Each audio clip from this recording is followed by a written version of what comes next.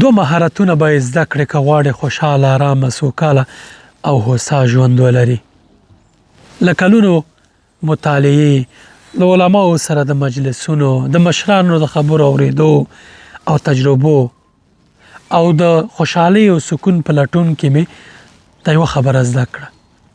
که غواړې آرام او پرسکونه ژوند ولري باید دوه مهارتونه ولري. یو تقبل، بل تغافل. تقبل منل، انسانان باید د دوی له عیبونو سره سره ومني.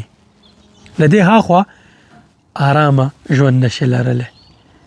انسانان تکامل ته نه دي رسیدلی. انسانان مکمل نه دي چې هر څه ته غواړي هغه صفات د دوی کې. ځینې انسانان کمزوري، عیبونه لري، کمزوري لري، منفي صفتونه لري. له دې سره سره باید ځینې خلک ومني او اړیکې ورسره وپالي. که داسې ونه کې، رسول الله صلی الله علیه وسلم ته الله پاک فرمایي ولو كنت فظا غلیظ القلب لانفضوا من حولك. که چیرته ته سخت زړی وې او ډېر کلک دې دا دغه رانیولی، خلک ډېر جدي دې رانیولی، نو دوی به ستا له شاوخوا خواره شوي وو. بلکې الله پاک ته رحمدله او د ټولو دپاره رحمت للعالمین نازل کړی او پیدا کړی. ځکه خو خلک په تا راټولو صحابه ستا په خاطر باندې خپل سرونه نذرانه کول، د الله د دین په خاطر باندې، ستا په وینا باندې. دا ځکه چې ته رحمدله وي او د خلکو له عیبونو تېرېدې، له عیبونو سره سره دې خلک منل. دې حتی دې ورسول چې له دوی نه هر یو تن ستوری جوړ شو، تر قیامته به دوی ځلانده وي. دویم تغافل. تغافل د انسان دپاره تر ټولو مهم مهارت دی. تغافل دې ته وایي چې ته د خلکو له تېروتنو، د خلکو له ګناهونو، د خلکو له دغه هر څه چې لري دوی منفي صفتونه، د دې سترګې پټې کړي. یو یې منل دي چې انسانان له عیبونو سره سره ومني.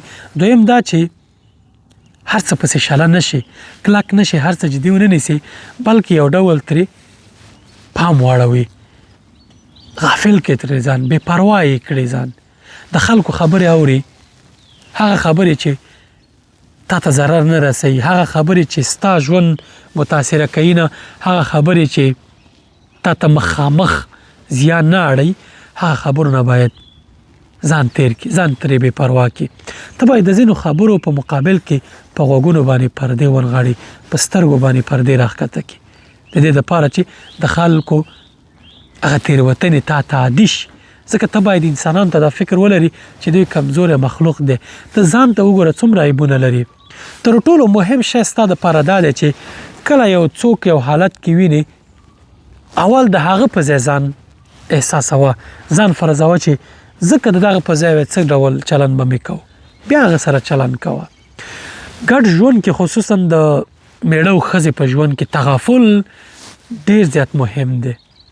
د ښځې او میړه په ژوند کې چې تغافل نه وي او تقبل، دا دوه مهارتونه نه وي، ژوند یې ګډوډېږي، له منځه ځي. څومره تېروتنې د انسان نه کېږي په ګډ ژوند کې، څومره انسان له ځینو عیبونو، له ځینو تېروتنو، له ځینو ستونزو، له ځینو خبرو ځان بې پروا کوي. همدغه دی چې ژوند سره رواني. همدغه تیوري، همدغه قاعده باید ته چار اطراف کې له کورنۍ له غړو سره، له ملګرو سره او له نورو سره هم وپالې او تطبیق یې کړي. دا به ستا ژوند ډېر هوسا او ارامه کړي. ژوند تور او سپین نه دی چې ته کټ مټ یا دا غواړي. ته باید ژوند کې ټول اړخونو ته وګورې، د انسانانو مثبت او منفي صفتونه پرتله کړي. که مثبت صفتونه زیات دي، ته باید ومنې چې دا ښه انسان دی، دا ښه انسان دی، اړیکې ورسره وپالې. دا په دې معنی نه ده چې خپل ارزښتونه تر پښو لاندې کړي، نه، سرې کرښې باید ولري. څوک چې له هغه سرو کرښو واوښتل، هغوی ته باید اجازه ورنه کړي او ژوند کې ورسره ډېر زیات اړیکې ونه پالي او د دوی هغه پخوانی موقف ورنه کړي. اما که وړې وړې خبرې راځي، ته مجبور یې چې له دې سترګې پټې کړي، ځان ترې بې پروا کړي. دا ژوند خوندور کوي.